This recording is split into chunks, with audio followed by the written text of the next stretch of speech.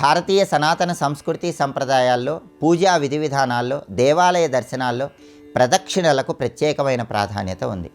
ప్రదక్షిణలు ఎన్ని రకాలుగా ఉంటాయో, ప్రదక్షిణలు చేయటం వల్ల కలిగే సత్ఫలితాలేంటో నేటి శుభం లాభం అనే శీర్షికన పరిశీలిద్దాం. పూజా విధి విధానంలో ప్రదక్షిణలకు ప్రత్యేకమైన ప్రాధాన్యత ఉంది.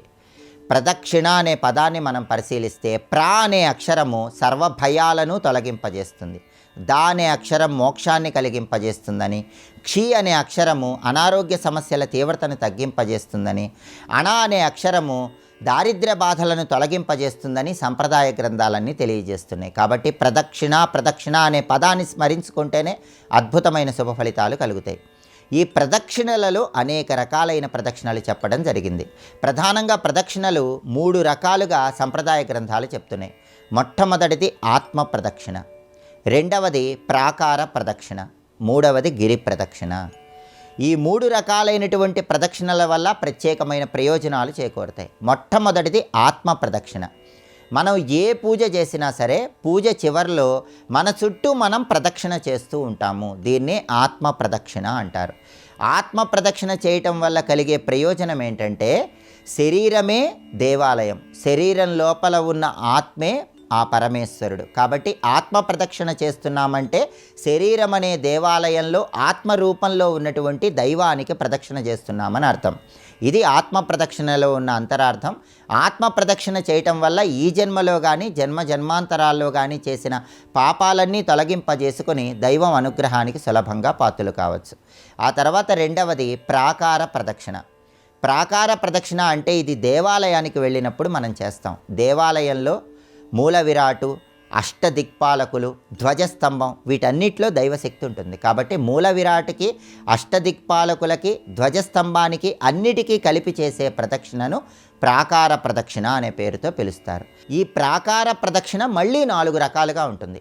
ప్రాకార ప్రదక్షిణలో ఉన్న మొదటి ప్రదక్షిణ ధ్వజ ప్రదక్షిణ, రెండవది పాద ప్రదక్షిణ, మూడవది నమస్కార ప్రదక్షిణ, నాలుగవది అంగ ప్రదక్షిణ. ఇలా ప్రాకార ప్రదక్షిణ మళ్ళీ 4 రకాలుగా చెప్పారు. 4 రకాలుగా చెప్పిన ఈ ప్రాకార ప్రదక్షిణలో మొట్టమొదటిది ధ్వజ ప్రదక్షిణ. ధ్వజ ప్రదక్షిణ అంటే ఏంటంటే, ప్రధానంగా ఆలయ గోపురము, మూల విరాట్ విగ్రహము, ధ్వజస్తంభం ఈ మూడింటిలో దైవం శక్తి చాలా ఎక్కువగా ఉంటుంది. కాబట్టి మూల విరాట్ విగ్రహము, ధ్వజస్తంభము, గోపురము ఈ మూడింటిని కలుపుతూ చేసే ప్రదక్షిణను ధ్వజ ప్రదక్షిణ అంటారు. ఆ తర్వాత రెండవది పాద ప్రదక్షిణ. పాద ప్రదక్షిణ అంటే ధ్వజస్తంభం దగ్గర ప్రారంభించి ఒక అడుగులో ఇంకొక అడుగు వేసుకుంటూ, ఒక అడుగు చివరి నుంచి ఇంకొక అడుగు ప్రారంభిస్తూ అడుగులో అడుగు వేసుకుంటూ చేసే ప్రదక్షిణను పాద ప్రదక్షిణ అంటారు. మూడవది నమస్కార ప్రదక్షిణ. నమస్కార ప్రదక్షిణ అంటే ఏంటంటే, దేవాలయంలో ధ్వజస్తంభం దగ్గర ప్రారంభించి ఒక అడుగు వేసి సాష్టాంగ నమస్కారం చేసి, మళ్ళీ ఒక అడుగు వేసి మళ్ళీ సాష్టాంగ నమస్కారం చేసి, అలా అడుగు సాష్టాంగ నమస్కారం చప్పున ఆలయం మొత్తం తిరిగితే దాన్ని నమస్కార ప్రదక్షిణ అంటారు. ఆ తర్వాత చిట్ట చివరిది ఈ ప్రాకార ప్రదక్షిణలో అంగ ప్రదక్షిణ. అంగ ప్రదక్షిణ అంటే ఏంటంటే, ధ్వజస్తంభం దగ్గర ప్రారంభించి సాష్టాంగ నమస్కారం చేస్తూ పొర్లు దండాలు పెడుతూ మళ్ళీ ధ్వజస్తంభం దగ్గరకు సవ్య దిశలో వస్తే దీన్నే అంగ ప్రదక్షిణ అంటారు. ఇలా 4 రకాలుగా ప్రాకార ప్రదక్షిణ చెప్పడం జరిగింది. ఈ 4 రకాలైనటువంటి ప్రాకార ప్రదక్షిణల్లో ఏది చేసినా సరే దైవం సంపూర్ణమైన అనుగ్రహం కలుగుతుంది. అనేక రకాలైన సమస్యల నుంచి సులభంగా బయటపడవచ్చు. ఇక చిట్ట చివరిది అత్యంత శక్తివంతమైనది గిరి ప్రదక్షిణ. దీన్నే కొండ చుట్టు అనే పేరుతో పిలుస్తారు.